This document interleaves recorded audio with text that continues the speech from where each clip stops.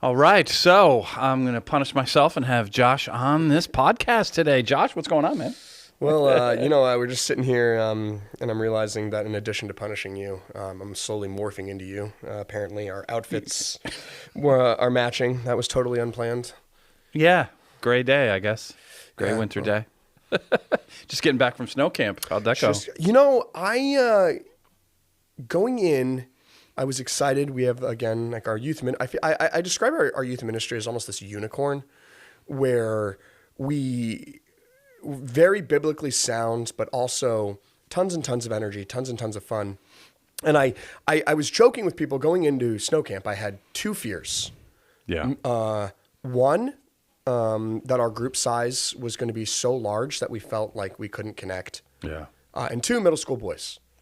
Yeah. And you did advance for the first time youth ministry to sixth grade. yes, Which is a big difference, especially for it is. boys. But really, There seems to be a sizable gap between Yeah. sixth and seventh grade. yeah. But But the problem is the sixth graders don't really belong in children's programming anymore. No, they So don't. unless you have the bandwidth to have your own thing, which, you'd have to have enough leaders and all that, it makes more sense for them. And they love it. It's the older kids that are like, ugh. But even then, to our older students' credit, and I've heard them grumble and say, "Oh, they call them new gens." It's like a video game term. Oh. We used to call them noobs back in the day, but they call them new gens.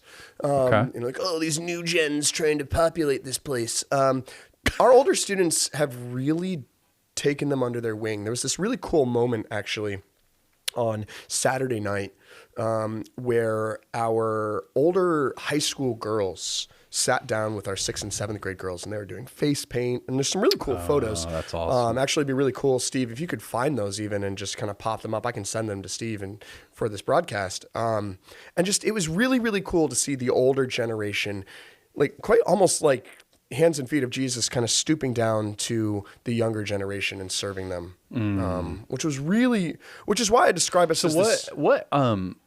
Just briefly, what happens at snow camp? Because I know, obviously I know, but but there's probably people that watch this that maybe have never been. Do they just go skiing? Because we call it, skiing. it's really winter retreat, right? It is a winter retreat. It's a nickname for it.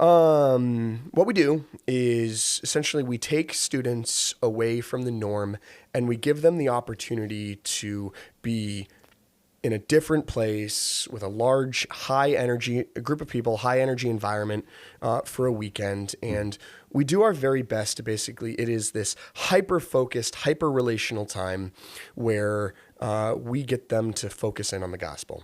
And again, we go to Camp Monadnock in Jaffrey, New Hampshire, and I think they do a remarkable job of this. And so what will happen is we arrive on a Friday night and we'll go to our cabins, get everything packed, and then from Friday night until Sunday morning, it is go, go, go.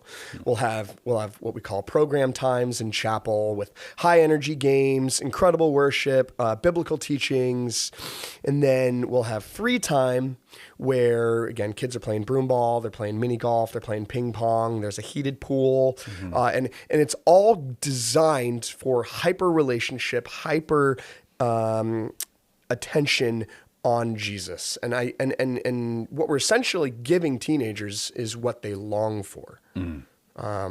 Belonging and Christ. Yeah. It's I always recommend parents, because I get it. There's a cost, especially if you have more than one kid. Yep. And it's like, God, do I really? And a lot of times especially certain kids, especially younger kids, they're a little bit, have some trepidation in that, being away from home and all that.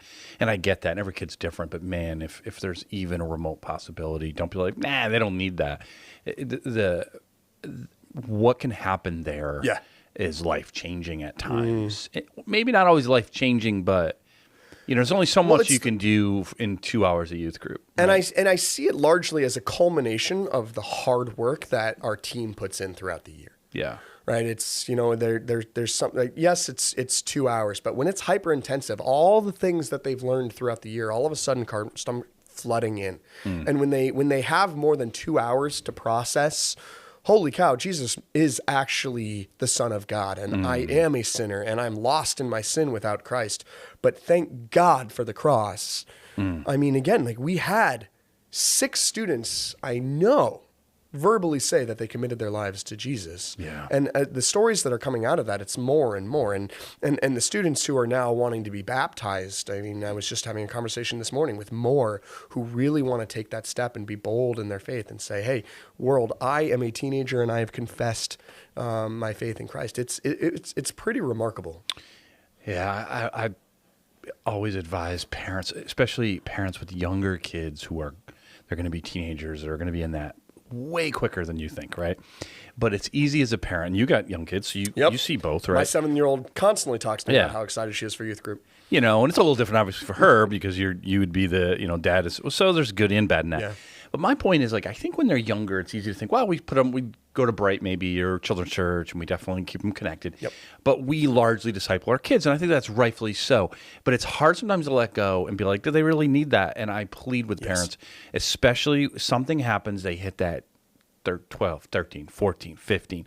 They still love and respect you, even if they don't act like it always. But they need other people in their lives. They have to have that. Well, and actually studies, Jamie, you're spot on because studies actually say that you actually need, if you're going to really have a faith that sticks, you, in addition to your parents, you need 5 other adults in your life who are speaking that hope and truth over you. Yeah. Yeah. And it's learn it sooner rather than later is what I would say to parents. And I was always like, that was always important to Heather and I with Nathan and Grace is like, we are always there. I'm the pastor. So it's a little harder, right? Similar to what you'll experience is that, and then Heather did youth ministry and all that, but we had so many other people from children's ministry on speaking into their lives, and still to this day we do. So it's incredibly important. Eventually the parents, and there is something about snow camp, winter retreat that, and it's like, I mean, most adults, if you've ever been on a retreat yourself, you know how it works. It's a mountaintop experience. Yep. It's hard to come down from and realize, oh, the world's not like this all the time. So the danger there is to live for the mountaintop experience, right? And that can't be. But they are really helpful to have and to recognize. Well, it's a catalyst. Yeah. It's a catalyst. And again, like you said, baptism, get saved, or man, I got to get more serious about my faith. But the fun part has been too, is this year especially, we're seeing Bible studies pop up and teenagers inviting their friends. We had, just last week, actually, we had teenagers invite their friends to a McDonald's Bible study. Really? Yeah, and they're posting about it on Instagram. Like, let's go, Big Macs and Jesus. Man, I wish I could get some of our adults to do stuff like that. And even now, like we've got some. The cool thing about our ministry right now, too, is our guys are really starting to step up and step into faith. And so we've got some young men who are on fire for Jesus, and they're kind of putting their arms around the guys like, hey, listen, we need to stay locked in. And so there are actually talks now about starting an apologetics Bible study right before youth group that's going to be led by our older male students, which is just remarkable to see. One, dudes interested in Jesus, but dudes stepping up into those leadership roles to lead the younger generation. And so at Snow Camp, there's always that time, especially I think on Saturday night, but there's always that time where you just give them, hey, what are you struggling with? What do you? And Nathan, my son, was a youth leader and went, and he said, because this almost never happens, right? It's always the girl, because I've been there so many times, and you hear these stories with the girls, and I'm just like jealous, because it's like all we did was, guys, clean your stuff up, man. Come on, clean up, take a shower, whatever. And he said the boys are really, really opened up. Yes. Yeah. Yeah, we do something, again, I think probably one of the poignant, most powerful moments of Snow Camp is Saturday night, where it's very intentional. The gospel message is presented clearly. And then there's this opportunity for small groups. And this was again, like my fear, are we too big to connect with one another? But what we've done over the past 3 years is we don't really get into small groups. We get into a large group circle. And we call that say so, based out of Psalm 107, which says, let the redeemed of the Lord say so. And we create this opportunity and this space for our students to say, hey, if Jesus has changed your life, say so. If someone in this group has led you towards Christ and has modeled Christ for you, say so. If you feel like Jesus has redeemed you from something that you've been struggling with, say so. And so there's this really cool picture of us from the weekend where there was a young man who shared some really intense stuff. I mean, these teenagers are struggling, and for him to open up about what he was walking through was one, remarkable, but two, the response of the group where they just flooded him. And he's pouring his heart out. He's bawling, and he's just talking about how God has saved him from this darkness. And just to see like 40 teenagers descending on him to hug him and pray over him was just powerful. Wow. But yeah, and you I could mean, do that, and then everyone's just crickets. Yeah. You're like, But the leaders would have to do it. Well, the fun part is it's entirely student led. Right? Yeah. We as leaders intentionally step back from the circle, and we make sure that all the teenagers can see each other, and then they get to call each other out and speak that hope and joy over each other. And it's powerful when teenagers feel like, hey, I can be heard. And it's powerful too when teenagers realize, hey, I did something that matters, or I get to then bless somebody else by telling them what a blessing they were to me. And yeah, you like in years past, it's been girls, but this year it was the guys. Yeah. And there's times even when we're like, all right, guys, calm down. Can we, ladies, do you want to, but it was one of the most powerful moments I've ever been able to experience in the 13 years I've been doing youth ministry. Was the love and the encouragement and the propping up of one another in that room that night. Since you've been doing it 13 years, what do you think is different now as far as what they struggle with? I know there's going to be similarities, and that's fine too, but is there different challenges that you've seen more recently or over that stretch of time? I mean, I think it's twofold. One, I mean, when I started in 2012, so actually I've been doing this 14 years. I'm old, man. 14 years. Time to write a book. Yeah, right. Instagram was just getting started. Yep. I mean, again, like I remember being a senior in Miss Ash's art class in 2009 and getting Facebook. And then, and so I remember everyone had Facebook, and I wasn't actually allowed to have MySpace, right? Yeah. But I got Facebook, and then, as teenagers are always on the cutting edge of things. Right. And then Instagram comes along a few years later, and then all the parents are getting on Facebook and all the teenagers are getting on Instagram. And, right. And then I think it's then that we really started to see the world become very small. And the way I've heard it essentially is like, when you're in high school, when you're in middle school and high school, oftentimes that is your pond. Right. And so the comparison is largely contained to the pond, that small pond.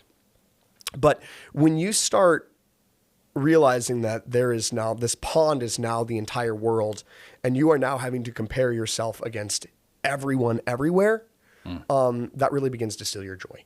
Yeah. And so again, with the rise of social media, and again, I don't believe social media is inherently evil. I just think that it's overwhelming for the teenage mind. Yeah.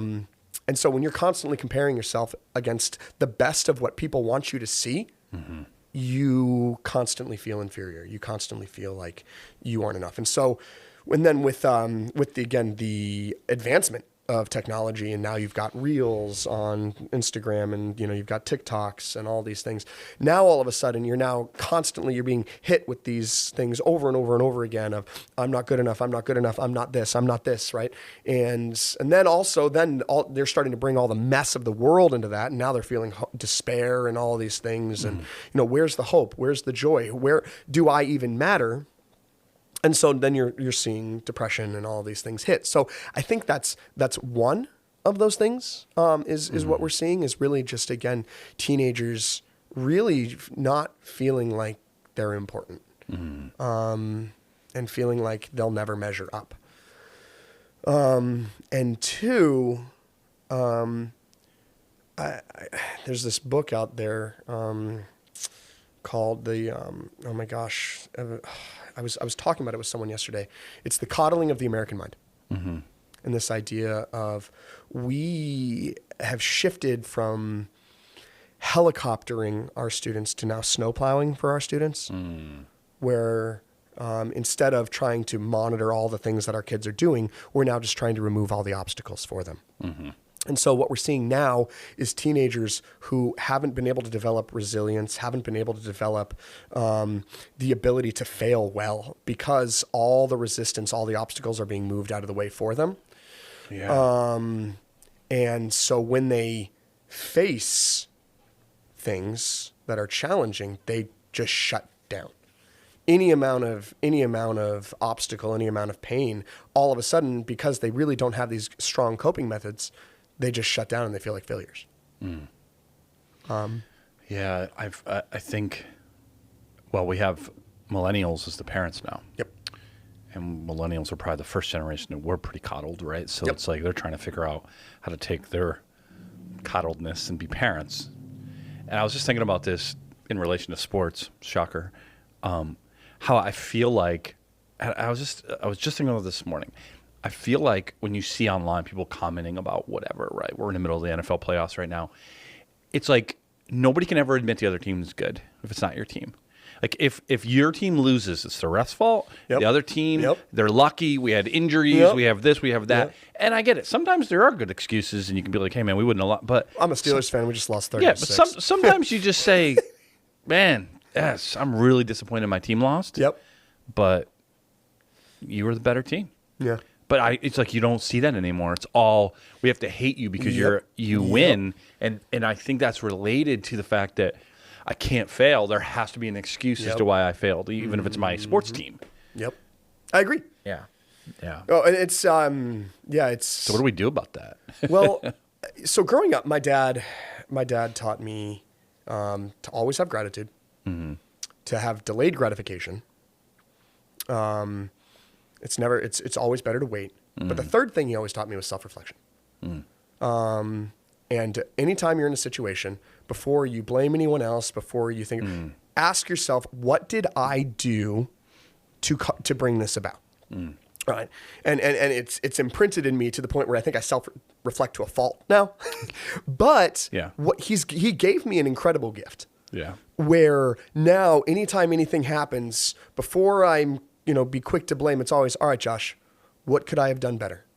Was it what was it a planning thing? Was it a tone? Was it where did I misstep? And if I didn't, then it's okay. What do we do about What do this? we do now? But we are so quick to shift blame, and all these things that we've lost the art of humility. We've lost the art of admitting that I could have done better. I saw a cartoon the other day where, it's like 90s, early 2000s school teachers, and it's a parent-teacher conference, and the teacher's sitting at the desk, and the kid's got like this report card, and it's a D, and the parent is looking at at their student saying, explain these grades. Right. And now we're getting, and then next to it is this cartoon of like 2010 and up, where they're same exact situation. They've got a D on their report card, but it's the parent yelling at the teacher saying, explain these grades. Right. Your fault. Your fault. And again, so we are breeding in our teenagers this understanding that you need to blame everyone before you blame yourself. And that's dangerous, because eventually, if you've never really learned to own things, if you've never learned to deal with failure, all of a sudden, right, all of your excuses are going to run out. And now teenagers are looking at themselves and saying, oh my goodness, maybe I am. They've never learned how to deal with failure, never learned how to deal with their mistakes. Now they don't say, hey, I made a mistake. They go, I am a mistake. Yeah. How can you have a biblical framework of humility and reconciliation and all that goes along with that if you're never taught you are going to fail? Yeah. And it's okay. Well, and I think that's it, is It's how you respond. Right. I joke. I say this tongue in cheek, but we always tell Kara anytime she messes up, like, honey, like you are a sinner. Right. You're a filthy, rotten sinner, just like your mom and dad. Like we all sin. We all fall short. And instead of seeing that as something to be like, oh my gosh, like I'm broken and filthy and rotten and disgusting. No, just say, hey, listen, it's part of who we are. We mess up and that's okay. Right. Right. It's how we respond to it. And exactly. But it's this, we do need to we do need to create this biblical framework within our students that, hey, like, no, like you're a sinner, like you are going to fall short. But we then need to couple that with the tenderness and the grace and the mercy that we ourselves receive from Jesus. That, hey, like, yeah, when we confess our sins, there is forgiveness for those things. And that's a holistic model to live out that's multifaceted. But it really, again, like one, and then we talk about performance. I mean, you're asking me, what are the three things too? I feel like the need to perform for teenagers is higher than it's ever been. Right. I mean, I just started putting my daughter in indoor soccer. She's 6 years old, and we go down and we play indoor, and her team got beat 30-2 the other week. 30-2. Hey, and look, like that's fine. At least they kept score. Usually they stop. The team she was going up against, like they had matching jerseys with their names on the back of them, and like these sweatsuits, and like the coaches all had like the matching stuff, and I'm like, there's 6, But again, it's that performance. And what good is it playing a team like this? Go to a tournament somewhere where there's other teams yours. And listen, to Kara's credit, right? She was like, hey, we got beat. We got to learn, which go Kara, but it's that performance idea of sports are from the moment that they're able to walk, we now need to measure them. Yeah. And we need to make sure that they have the best of everything, the best gear, the best training. And divide to them too. Yes. Like at 6, we're saying, oh, you're in the A team. You're in the, and it's like, they haven't even come close to puberty yet. And so, but here's the thing is now kids are growing up basically being told, this is the level that you need to be at. And we've turned them into performers and professional athletes almost, instead of just letting them be kids. And a lot of kids quit, not just sports, but whether it's music or whatever activity it is, because they're like, well, I'm not at that level. Yeah. It's like, so what? Like when I was a kid, you had the kids who weren't great athletes, but they still played. Yeah. And it was good for them. It was good for their bodies. It was good for their minds. It was just good because they were around kids and were just at home playing video games. Yep. They did stuff because, but nowadays there's a lot of these kids that played when I played that wouldn't play anymore because like, wow, I'm not going to make it to Division I college. Like none of us are making to that. Goodness no. But to come back to the biblical framework, Jamie, it's this idea of I have this standard that I need to be at. Yeah. Right? I need to be good enough. And again, that's not the gospel at all. No. The gospel says you're not good enough. And that's okay. Yeah, it's like don't bring your kid and then your teenager to church and teach some of the grace of God found at the cross, and then the rest of the week be pushing them to be, if you're not an A student, a perfect athlete, then you're not. Then you've somehow lost. They're gonna, the 1 hour in church or 2 hours in youth group isn't gonna be enough to combat that in their minds. No. Yeah. And so we're seeing these kids who are silently suffering because they're trying to please, they're trying to measure up to what their parents want. And listen, like it's not bad to it's not bad to set proper boundaries. You got to find the balance of you pursue excellence and be okay that you're not always going to be excellent. And I think I think that's where my heart is breaking a lot, is just seeing these students in tears over these impossible expectations that they have for themselves. I was going to ask you that. So, I mean, obviously, I'm not asking to give away like specific situations, but in general, as you listen to your teenagers talk and share struggles, what are some common themes of what they are struggling with? They just feel like they're drowning. I mean, our younger students, right? They don't have jobs yet, but I mean, they are feeling like the pressure of these academic standards, and then also the curriculum. It's right. Like we live in an upper white middle class area, so right the pressure get into the right college and all those things starts at a young age. You gotta build that portfolio, right? You got students who are like, oh man, I'm struggling with PSATs and all these things. Yeah. And I gotta get in these, I gotta build that portfolio. I gotta be in the clubs. I gotta be doing all these things, right? And they're exhausting themselves. They're not allowing themselves the rest that they need. But it's this compound thing where you've got to get up early for school, and then you've got all these programs, and then you might have extracurriculars on top of that, and then you've got homework, right? And then by the time you're actually able to get home and do your homework, and like it's 9:30, and you got to be up in 8 hours, and so it's this pressure to perform that is just destroying them. And again, and I think the thing that hurts is just they're constantly apologizing to me. Like, I'm sorry. And it's like, hey, it's okay. Apologizing why they can't go to something. Can't go to something, I can't do this. I can't. And I'm like, listen. Right. It's okay. I need you to hear that. And I don't think they hear that enough of. Like they're constantly told, do, and the gospel says be. Abide, slow down. But in a performance-driven society, that's antithetical to the performance gospel. Yeah. Is to slow down and be in. And so I see them, and they're like, they're just overwhelmed, and they constantly are just pressing it down and pressing it down and pressing it down. And we just want to give them this space. And again, we can only do it for 2 hours, but this space to just let them loose, to let them relax. Yeah. To let them be teenagers. And I think, Jamie, to a degree, coming back to snow camp, they get to do that at snow camp. Yeah. There's tons of free time. There's nothing you have to be doing. Right. And so they get to experience the freedom of, I can just talk with my friends. Right. There's not something I have to do right now. There's plenty of fun that they can have, and fun and can incur while they're doing they're those just sitting things. around bored. But also, right, and we challenge them away from their devices, right?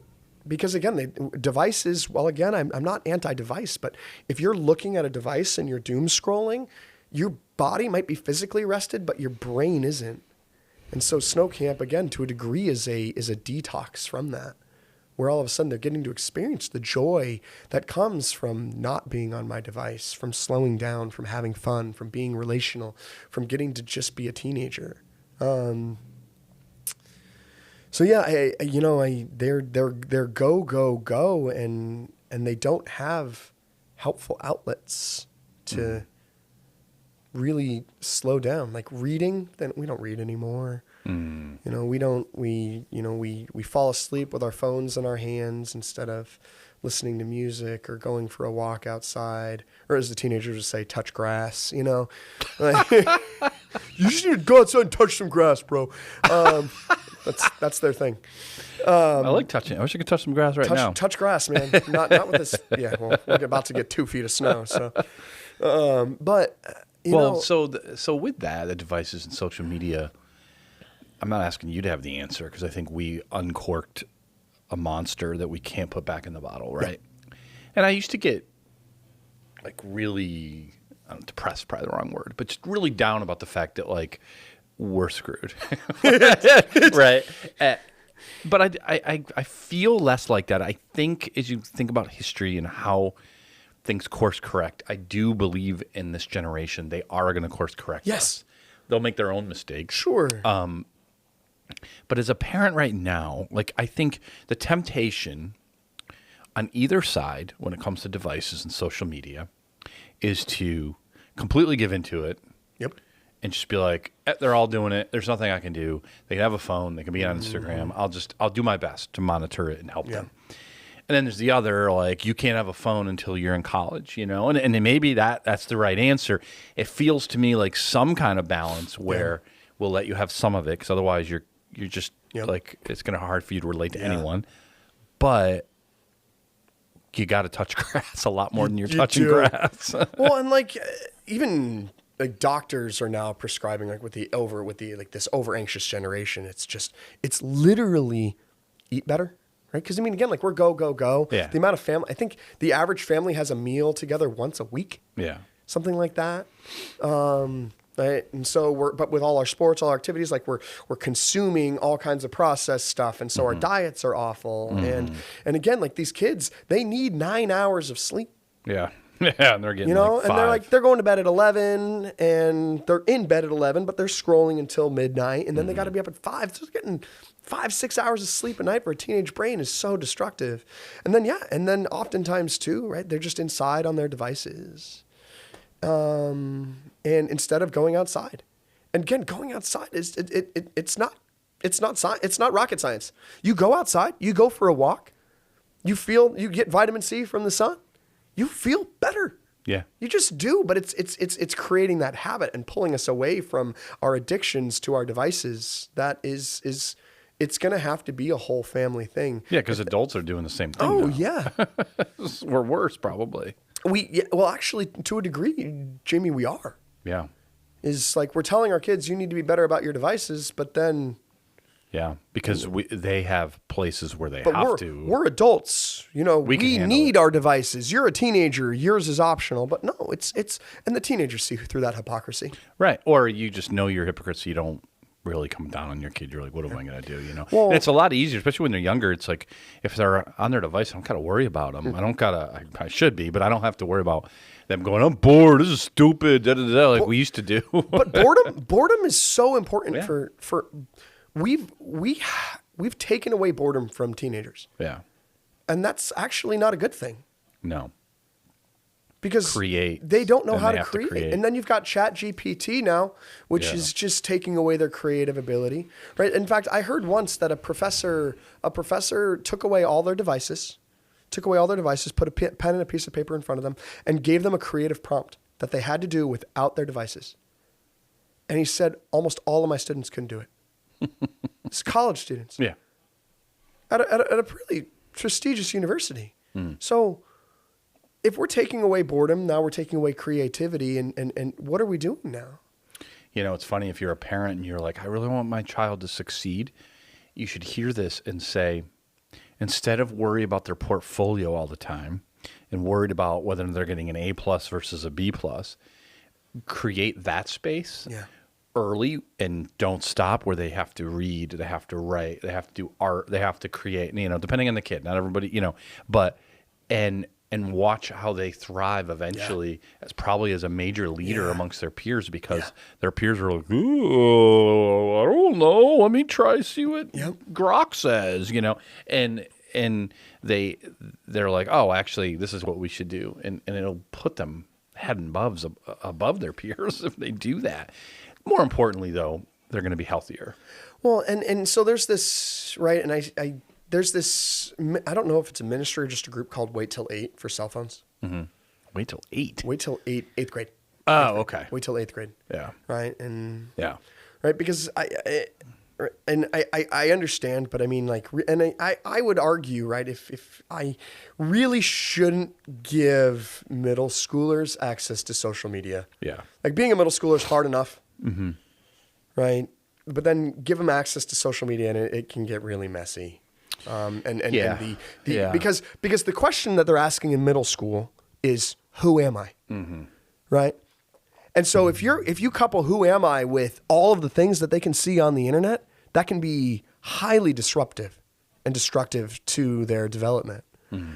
Because who am I while comparing myself to the very best, and again, I say it very intentionally, the very best of what people want you to see, or what they've created, what they've cultivated for you to see. Mm-hmm. Now, in the very developmental ages, they're going to say, well, I'm not that. I'm nothing. When they're asking, so when you ask yourself, who am I? And they're going to say, I'm insignificant. Now, all of a sudden, you're going into high school and they're saying, why am I? And I'm like, well, I'm insignificant. So why am I even here? Mm. And that's just wreaks destruction on their development. Mm.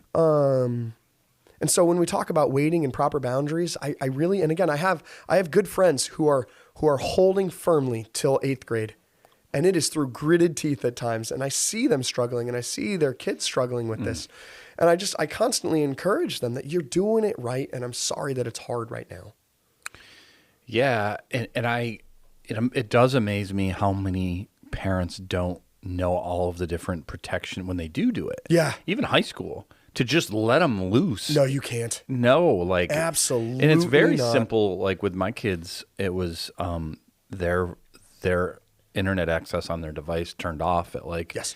at a certain time at night, and then they would turn on in the morning, and so they had to go to sleep. Yeah. Or do something Well, else. phones. The study after study after study shows that teenagers get an extra hour of sleep if their phones aren't in their rooms. Yeah. Right? And kids will say, "Well, I need to wind down. I need to detox." Right? You got to find better methods than book. being on your phones. Here's a book. Here's a book. But also, It's pretty sad that you're actually happy when they watch TV and you're or ready. They're like, "I need an alarm." Call that bluff. Buy them a $10 alarm clock off Amazon. Yeah. Put it in their room. See how quick that argument holds up. Yeah. Right?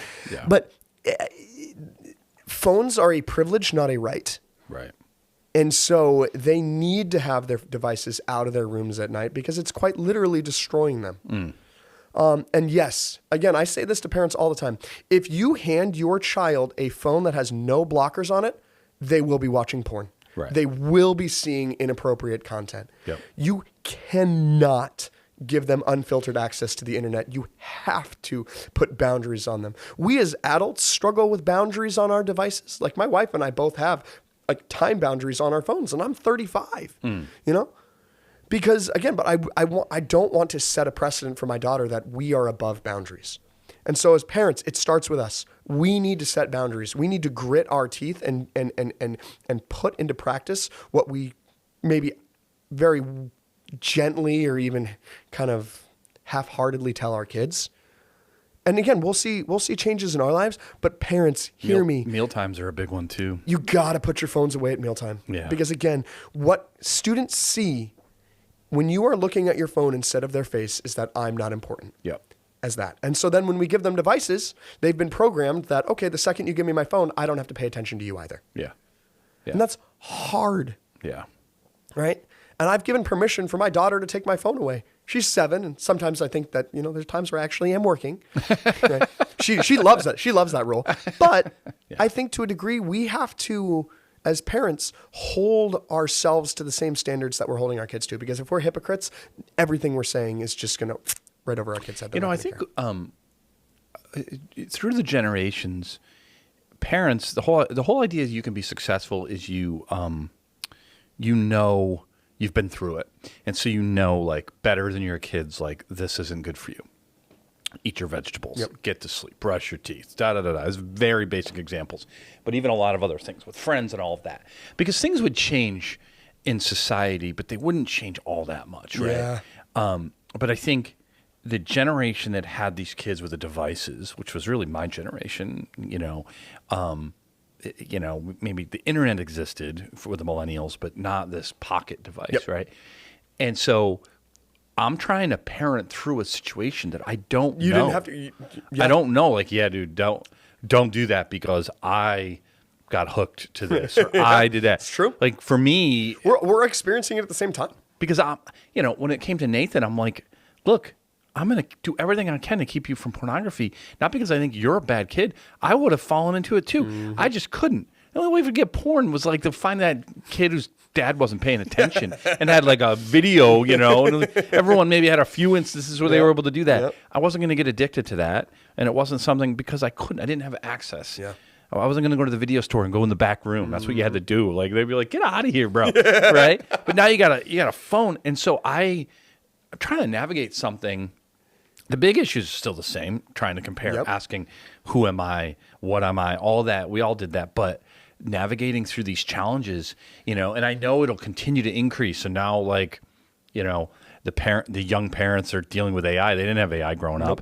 So there always will be that, but I do think they'll be a little bit better equipped Yep. because they at least dealt with social media, devices, and they know they'll be the first to be like, no way, because I know what I did when I was your age. Well, and coming back to porn use is, again, the statistics are very high for guys. I mean, they say 70% for Christian guys, right? Is that 70% Christian? Yeah. I'm sure it's way higher outside of the church, and even 40% for women. And you mentioned in your sermon on Sunday, the highest group of ED users is 18 to like 25. Yeah. Right? Because again, they've Got a couple consumed people say, first time I've ever heard ED in a sermon. Didn't explain it for the young kids. Yep. But it's true. why pornography is brought up it's often. destroying young men's brains. That teenage boys Gambling's next. Well, because they can gamble, especially boys. But what we're seeing is teenage boys who have, from such an early age, watched so much porn. Yeah. That they're now, you're seeing two things. They cannot actually become erect for a real woman. Yeah. And two, like they're starting to try these things, and like the amount of violence too that's occurring is just, it's all fake. It's not real. Exactly. What they don't realize is it's acting. Like these aren't real. These women are being used and abused. One out of every 5 videos they will watch online is actually a sex trafficked woman. Yeah. It's disgusting. The whole thing is nasty. And yet and again, I think it's Arizona considered it a statewide crisis, where now we really need to start figuring out ways to get this under control.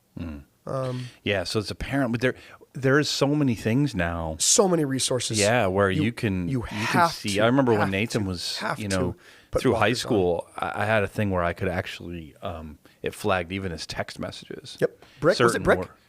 I know we have a bunch of people who use Brick. Brick didn't exist. Gosh, I forget what it was called now. But there's a lot of different ones, and I know like then you can almost go a little too far with like the Life 360, and like I'm not saying it's bad, but just like like sometimes like, all right, like you need to let them experience something. Like you said, we're not snowplow. Yeah. So it's like finding that balance, and it's so hard because we don't really understand it ourselves, parents, and the parents now, like they had the desktop log, and the dial up and all that. And I used that in the sermon. Huh? I used dial-up tone in the sermon. Yeah. that was a thing. Now the spinny signal, and it's just like I know when we have to wait. When like a website doesn't load in 2 seconds, and we forget lose it. our Not minds. worth it. Open TikTok. TikTok will serve me, That's right. or I will serve it. Yeah, seriously. So what do you think the average adult, not parent, so maybe a little bit older, or they don't have kids yet, or whatever, just the average adult who probably, if they're being honest, just looks the other way when teenagers are around because they don't know how to deal with that foreign entity. What can, especially in a church perspective, because usually I think the assumption is that teenager doesn't want me to talk to them. Mm-hmm. And some of them absolutely are introverts. Sure. But is that really the case? What can they do?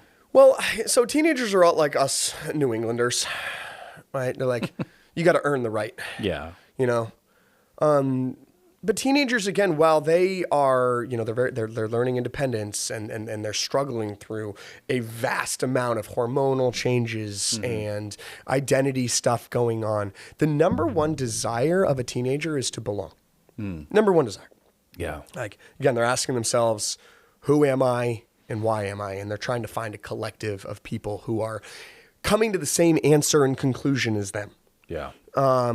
And so what we can see as they're going through all this crazy changes, right? They're still desperate for consistency. And so us more mature adults, we get the honor and privilege of kind of coming alongside of them. And what they really want in the midst of that is they don't want us to be teenagers. They don't. Right. We don't act like it. We don't have to act like teens, right? Like what's that scene from Mean Girls where she's like, I'm the cool mom, whatever, right? Like they don't want that. Right. They actually, deep down, they don't want their friends to be attracted to their dad. No. No. That's just like mortifying. Please don't. Please stop. But what they want is someone to show them that they matter. Yeah. Right? And they're so used to, right? You come back to the performance culture that they're in. They're so used to the adults in their life telling them that, hey, this is the standard that you need to be at. Right? They're so used to being talked down to and told, this is what you need to do. This is what you need to do. Rather than an adult who says, hey, tell me who you are. Right? And that takes time because teenagers, again, they're not going to initially be like, cool, an adult, I really want to. But when you create a space or an intentionality to just talk to teenagers, to get to know them, And again, one big thing for teenagers is remembering their name. I know that sounds so silly, but like I drill that into our team. Remember their name, because they're so used to being thought of as less than an adult. So when an adult actually remembers who they are, wall comes down. Yeah. Holy cow. You remember me? Right. And so immediately it's like, whoa, like I matter to you. Right. You remembered something about me. And so that you just start to peel back these layers. But so an adult or a parent, really what you need to do is you need to take an interest in what your kids are interested in. Because they're so used to being told I have to measure up to an adult's standards. But when we as adults take an interest in what they're interested in, enter into their world, much like Jesus became incarnate and took an interest in us and came down and became one of us, we need to have that incarnate sense as adults that what matters to them needs to matter to me. And then we need to create the space for them to ask questions. And we need to create and cultivate a space where they can answer in the way that we don't want them to answer. If that makes sense, right? Yeah. We need to create a space where if we've been raising our kid in the faith and they're like, hey, I don't believe in Jesus yet. Right? To not be like, how dare you? Like you've been coming to church forever. Be like, hey, you know what? Okay. Right. I understand. And to create space for those messy, difficult conversations. To create space for our teenagers to a healthy degree to disagree with us. And say like, I hold a different opinion than you. Because when you give teenagers that space, it's shocking for them. But then it makes them say, oh, I feel like I matter.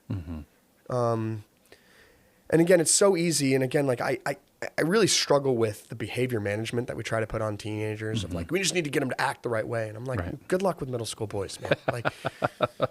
But if you can, again, create a space with healthy boundaries where you allow them the freedom to feel like they can express themselves and be themselves and might not always say the things you want to hear, but you create that space where there's that openness of dialogue, that's the first step. Yeah. But it starts with teenagers are not going to come to you and be like, man, I know that we don't really have a relationship, but I would just love to bear things. We as adults need to be intentional.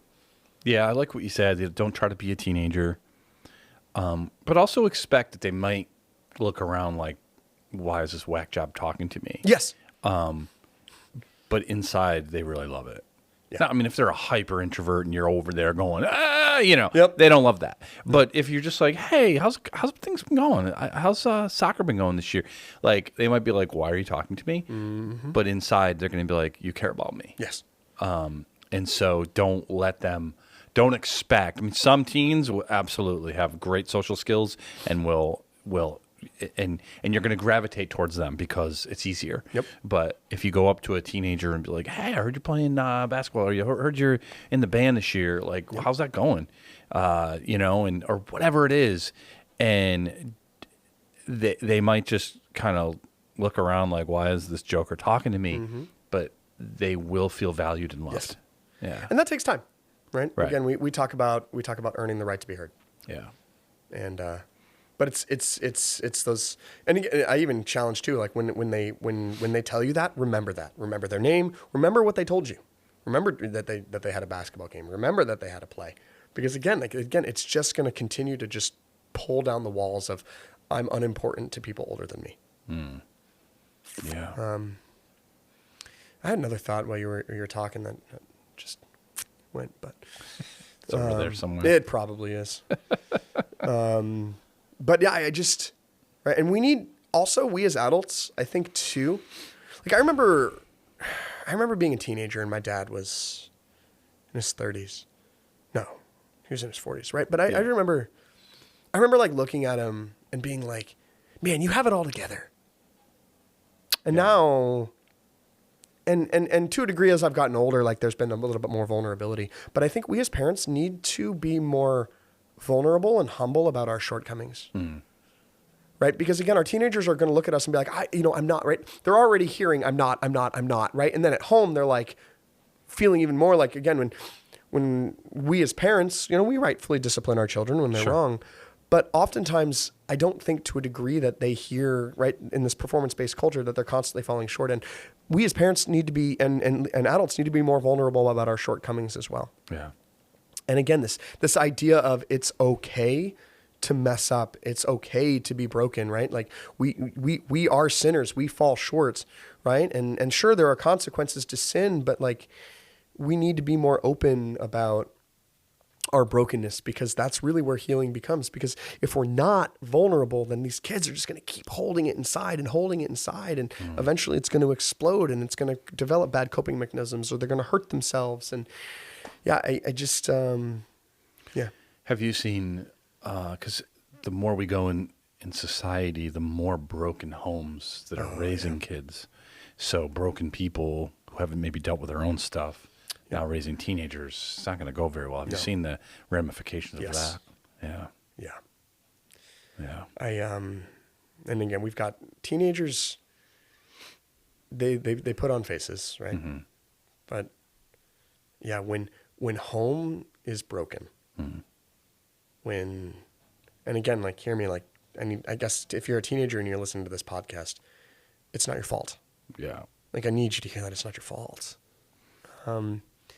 But when you come from a broken home and there's no place for you to feel that security and that safety, that's going to overflow into every area of your life, and everything's going to feel unstable. Mm-hmm. And so, parents, fight for your marriages. Fight for your marriages. Do whatever it takes. Mm. Don't just stay together because it's the best thing for the kids, but actually genuinely fight for your marriage. Right. Because divorce doesn't just affect mom and dad. It upturns and uproots is a better word.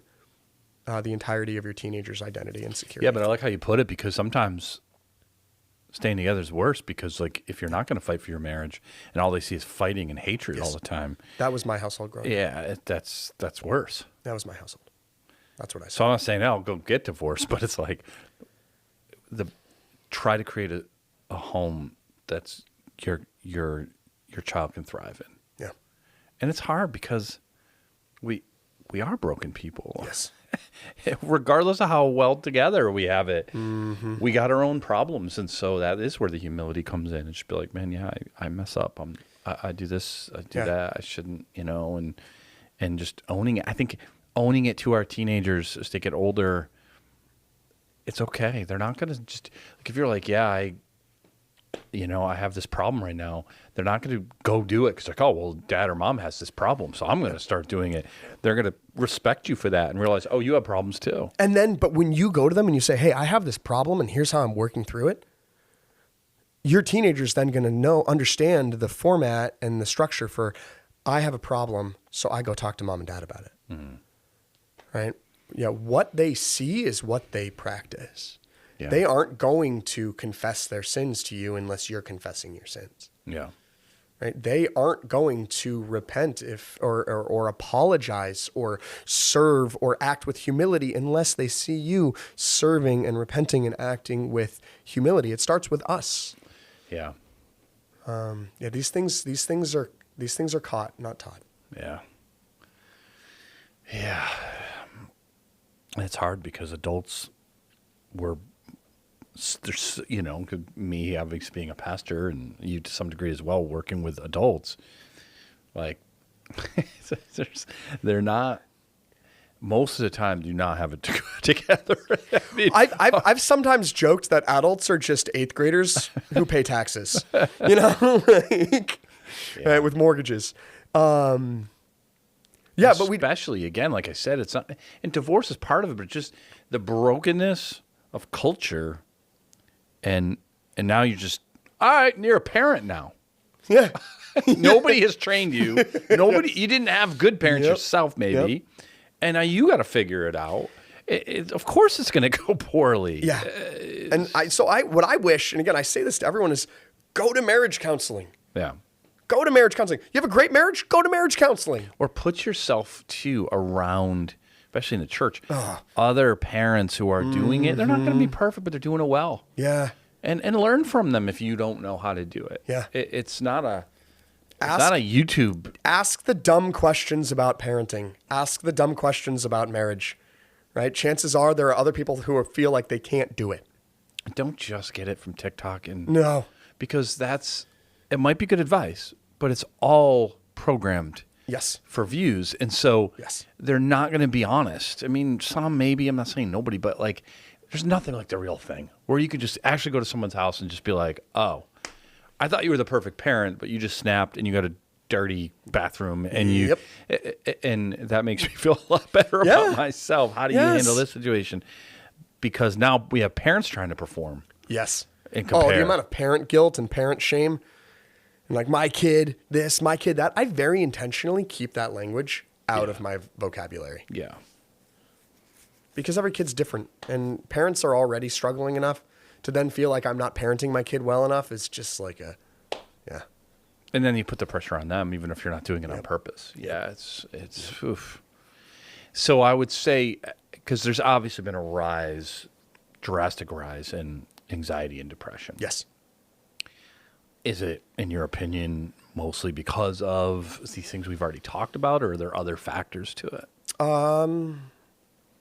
I'll say all of the factors, yes, and the visibility around it. And it's again like back when we were in the pandemic and you saw suicidality just skyrocket. I mean, it was a social contagion. Yeah. Right? Yeah. Everyone's talking about it. People are even encouraging. There are deep, dark places, Jamie, where like it's encouraged. Yeah.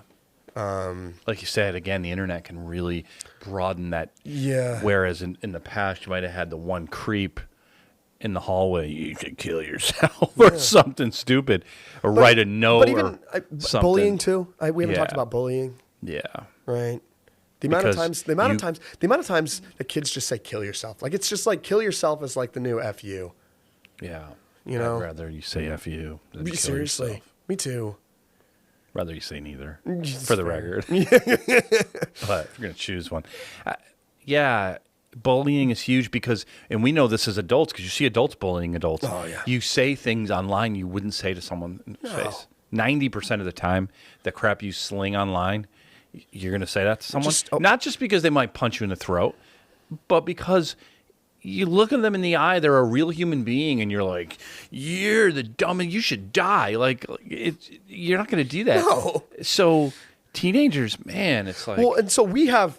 quote unquote mature brains, right? Although again, sometimes I would argue that our we never learn to emotionally regulate as kids, which by the way, parents, please teach your kids emotional regulation because now we've got, 30, 40, 50, 60-year-olds who've never learned to emotionally regulate, and that's dangerous too. Yeah. But yeah, like you don't go in the comments section on things. Yeah. I think that should just be a rule of thumb that if you see something, don't go in the comments section because unless you're like, God, I'm really struggling with things to pray for today, then go in the comments section because that will deliver every time. Right. But yeah, the comments section is just going to be hate slinging and people who are so my side is better than your side. I refuse to listen to anything else. But when you put teenagers into that mess, when they're forming their identities and their brains are forming, it's so destructive. So destructive. And of course, when you again, if they're saying, who am I? And they're like, you're an idiot, kill yourself. Right. They're like, and I already feel like nothing. Like, okay, well then that's the next step. Yeah.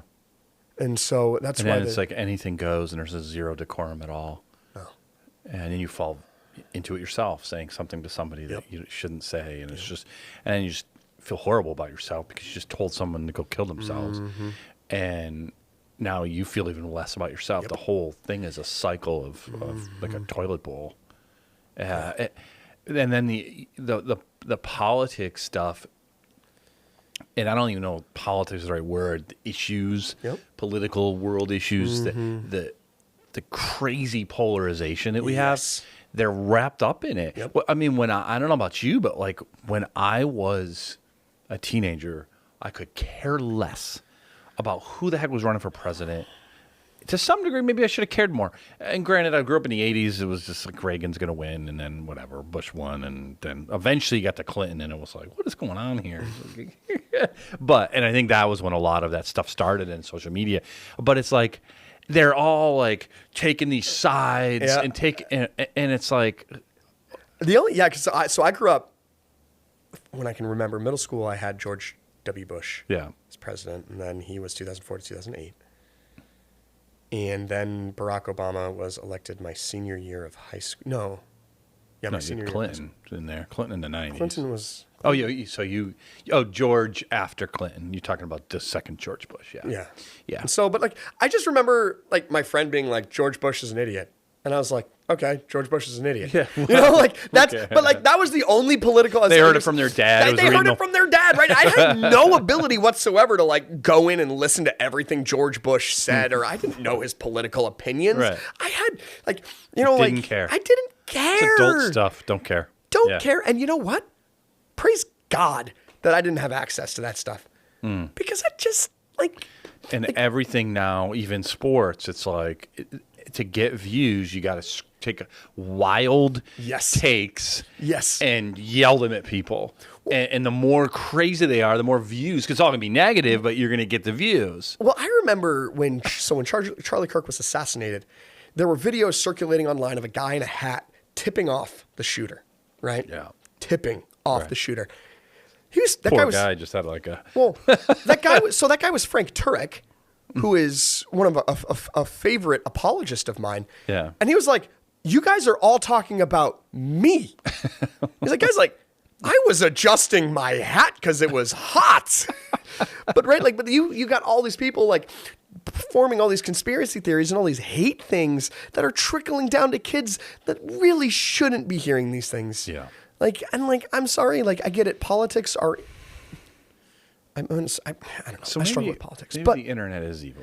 I think it isn't, I think people are evil, and the internet. I think people are evil, and the internet is a tool that can multiply their evil. Yeah, which is another reason to wait on it, and to filter it, and to have discussions about it. Hey, what did you see today?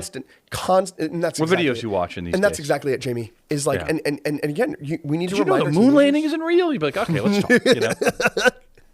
Did you know the Earth is flat? 6'7". And you'd be like, all right, you're done with the internet for a while. But to a degree, right? We need to constantly reinforce. Right? We give. I think to a degree, we give our teenagers too much freedom in the in internet sphere. Yeah. When we should give them maybe more freedom to go outside and fall on the ground and hurt yourself a little bit. Hopefully not 16. Hopefully not. It was 14 stitches. 14 stitches. He's okay. Right. But we give them almost too little freedom to go outside. Right. But someone might kidnap you. Kidnappings are so rare now. Right. But the ones that pop up, it's like, we prevent our kids from going outside. We create a fear of the outside and what's helpful. But then we become lax on the things that are actually injuring our teenagers. Right. Because you're home and you're safe bodily. Safe. But you're... mentally, they're getting destroyed. Yeah. So again, reinforce. Phone is a privilege, not a right. Social media is definitely a privilege, not a right. And again, if you are going to have social media, we need to be like, you need to have regular conversations about these things. If you want to keep using this, then you and I, as your parent and you as my child, you need to tell me what you're looking at.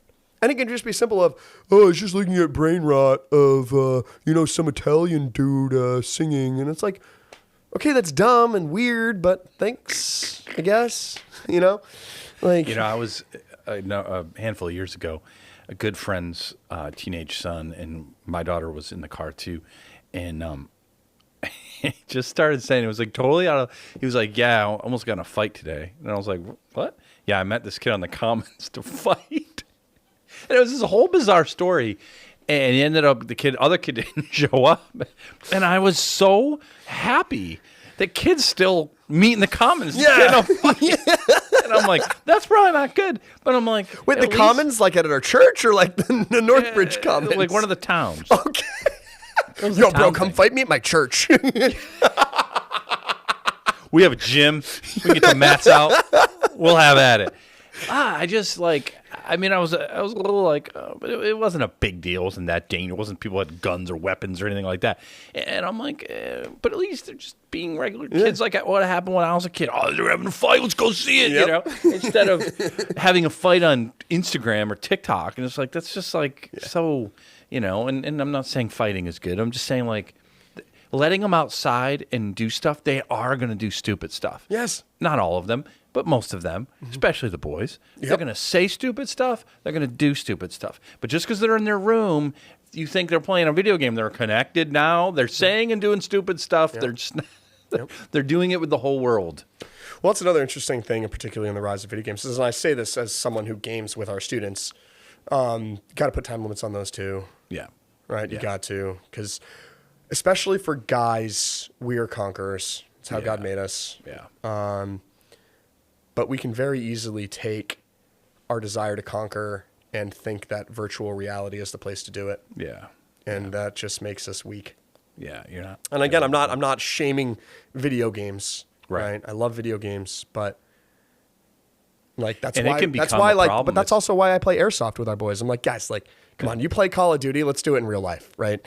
But you do see the last like 15 years or more where it becomes a problem in marriages because, you know, my generation, that just wasn't the case for the most part because I had video games, but it was like Sega Genesis and I matured out of it. I thought, I was like, I mean, okay, I don't really want to do this anymore.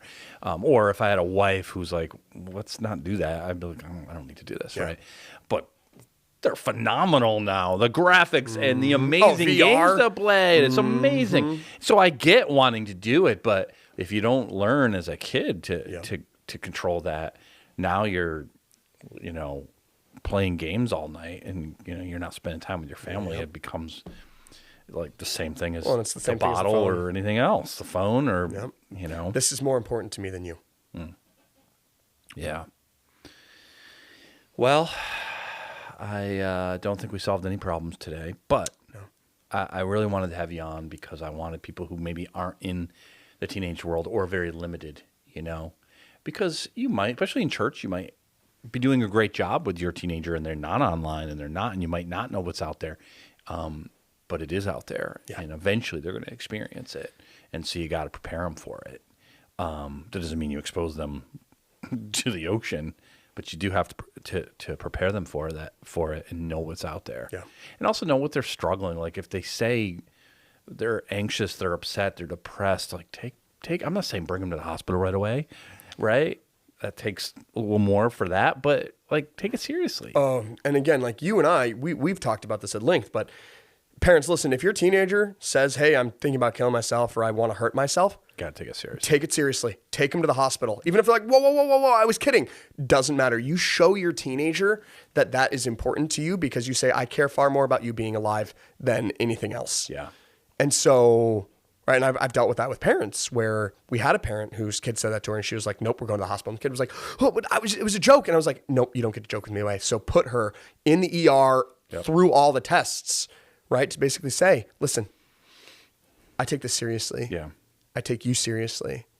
And actually, it was a pretty pivotal moment in their relationship where they were able to build trust and start to have more conversations and things. But yeah, take that. But even at the lower levels of that, where they're not saying that, they're not suicidal or hurting themselves, but they're clearly sad about something, they're depressed about something. Instead of just being like, get over it. I'm tired, right? That's what you're going to hear from a teenager. Yeah. I'm tired. Talk to them and be like, hey, what's going on? Yeah. Why are you nothing? So you gotta get through all that. Yep. Just be like, and earn that trust, but you got to like, why are you sad? And you and I could probably have another podcast about that. Really, how to have conversations with teenagers or young people. Like I've actually done a lot of research into that. How to come alongside of like great for Holy Youth. It would be great for Holy Youth. My Holy Youth Ministry podcast that I haven't filmed in 2 years, wouldn't it? Yeah. No, but I think it could be. You know, it's hard because you got enough to do, but like. Sometimes with youth ministry, it's training parents and grandparents and caregivers because so much has changed. Yeah. We're like, oh my goodness, you know, I didn't deal with this as a kid. I don't know how to deal with this. You know, it's changing a little because I think a lot of our parents did deal with it to some degree. with the devices and stuff, because I'm old now, so it's my generation's kind of out of the teenage game. Yeah. But there's still new stuff. Like, are you letting them use AI for all of their homework assignments? Like, is that a good thing, do you think?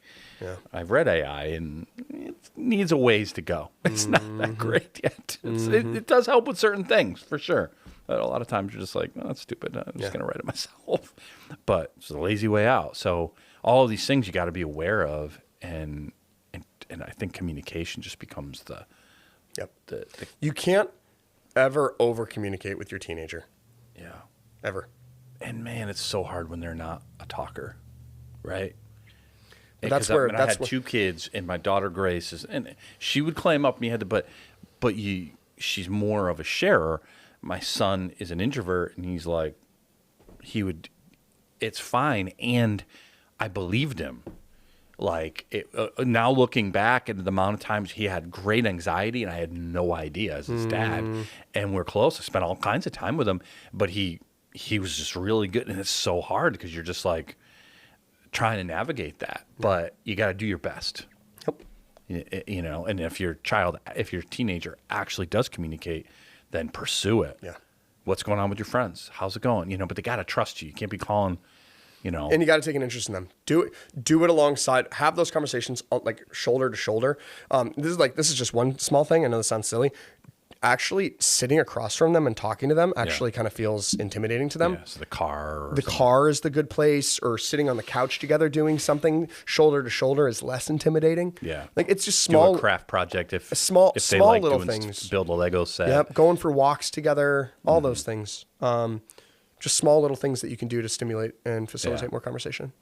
You know, it's funny though with my daughter Grace. She was always so quiet in the car.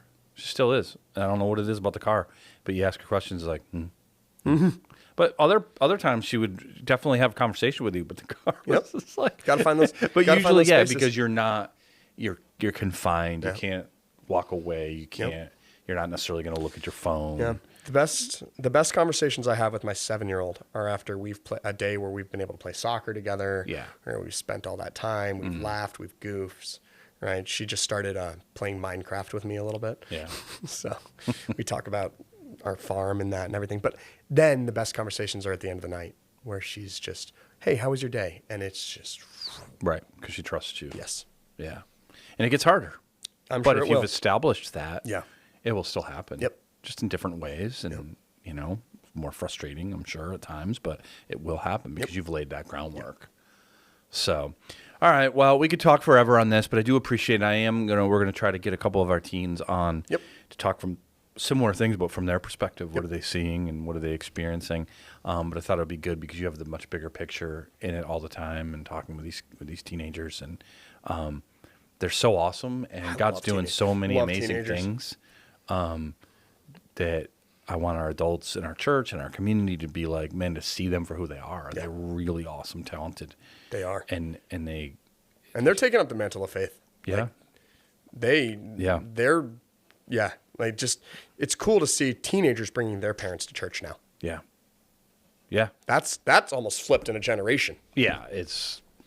And it makes some sense. You know, I think, especially our millennials and older, kids think of church as boring, right?